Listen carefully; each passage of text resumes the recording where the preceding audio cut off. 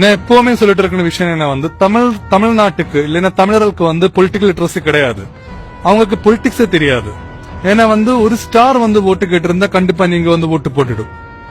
கொஞ்சம் வருஷத்துக்கு முன்னாடி வீரப்பனும் இதே போயின்னு தான் சொல்லியிருக்கு. தமிழ் மக்கள் சர்வசாதாரணமா ஒரு நடிகர்கள் எல்லாம் ஓட்டு போடுறாங்களே, என்ன அநியாயமா இருக்குது? அதாவது மண்டையில ஏதாவது மூளையே கிடையாது அவங்களுக்கு போய் ஓட்டு போடுறாங்களே, இந்த தமிழ் மக்களுக்கு மூளை எவ்வளவு இருக்கும் அப்படின்னு சொல்லி உழுந்து சிரிப்பாங்க. கேரளாக்காரன் இருக்கிற புத்தி தமிழுக்கு இல்ல. நாளை சிவகார்த்தி வந்து பெரிய ஒரு ஸ்டாரா வந்து நாளை அவங்களுக்கு பொலிட்டிக்ஸ் வரணும்னு நினைச்சிருந்தா கண்டிப்பா அவங்களும் பொலிட்டிக்ஸ் வந்துடும். அவங்களே நீங்க வந்து சிஎம் ஆக்கிடும். அந்த காலத்துல எம்ஜிஆர், இந்த காலத்துல விஜய், அவ்வளவுதான்.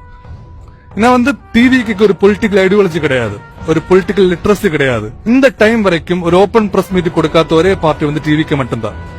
இருந்தாலும் நீங்க அவங்களுக்கு ஓட் போட்டிருக்கு. என்ன ரீசன்? அவங்க ஒரு ஸ்டாரா இருக்கணும் ஒரே காரணத்துக்காக. கரூர் மாதிரி ஒரு இன்சிடென்ட் தமிழ்நாட்டு நடந்ததுக்கு அப்புறம் நீங்க வந்து விஜய்க்கு ஓட் போட்டிருக்கு. என்ன காரணம்? அவங்க பெரிய சூப்பர் ஸ்டார்னு ஒரே காரணத்துக்காக. என்ன வந்து நாளை ஒரு காலகட்டத்தில் உங்களை வந்து பிலிம் காட்டி ஒரு ஸ்டாரா வந்திருந்தா கண்டிப்பா நீங்க வந்து அவங்க ஓட்டு போட்டுடும். இதுதான் உங்களோட பொலிட்டிக்கல் லிட்ரஸி.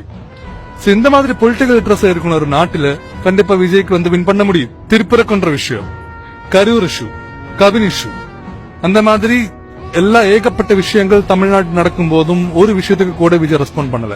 இருந்தாலும் நீங்க அவங்க ஓட்டு போட்டிருக்கு. என்ன காரணம்? அவங்க ஒரு நடிகரா இருக்கணும் ஒரே காரணம். ஒரு ரசிகர் கூட்டத்தை பொலிட்டிக்கல் பார்ட்டியா மாத்தின ஒரே ஒரு நாடு வந்து இதுக்கு முன்னாடி ஆந்திர பிரதேஷ்ல இருந்து பவன் கல்யாண் அப்படிதான் ஜெயிச்சிருக்கு.